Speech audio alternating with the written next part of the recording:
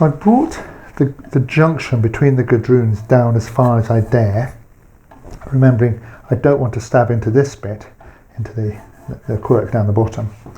So using the gouge which covers this bit here, I'm going to start working that down like this, towards the bottom a bit more.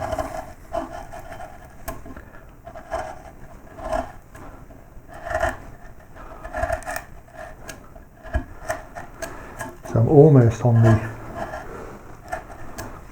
the quirk here. But what I am going to do is going to take a gouge which is a little bit tighter, and I'm going to come down and round into each one like this. So I'm going to try and make more of that and a little bit more of this, so make a bigger shadow in there. So this is coming around like this.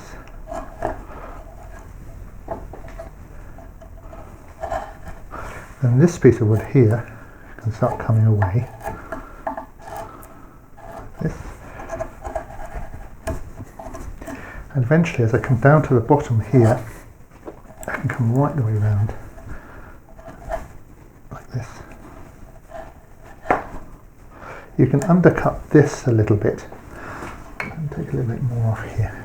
You can undercut here so you can come round and underneath a little bit, give a little bit of shadow, but not too much, or else you alter the line of this edge here. So round, round, and then I'll use a flat gouge. That's a gravity effect. Use a flat gouge to just take away this bit of wood in here, cleaning up to the remaining of wood here. One more time.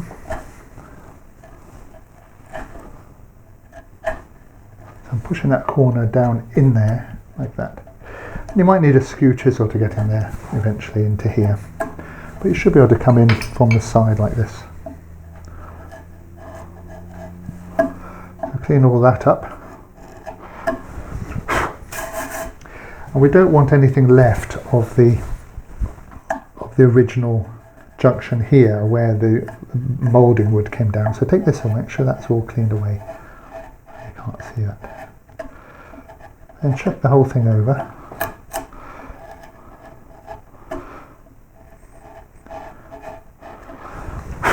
And the next thing we need to do is sand it. The sanding is a fairly tedious part of the work, so you really want to be as clean as you can, as near as you can with the carving before you take on the sandpaper. But there's nothing special about the sanding. You would start with a lower, or rather a coarser grit, so this is 120, work through perhaps 180 to 240, whatever the wood needs. One little trick here is to fold the sandpaper. Use small bits. You can put into 3, for example, and then you can get this into this groove here,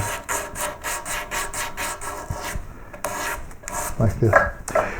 So essentially that's the end. I've only really done these 2, but this shows you how the thing works. What we're looking for is a nice smooth line around here, coming into a ball, and that beautiful smoothness, that flow, is really what makes a gadroon such an attractive piece.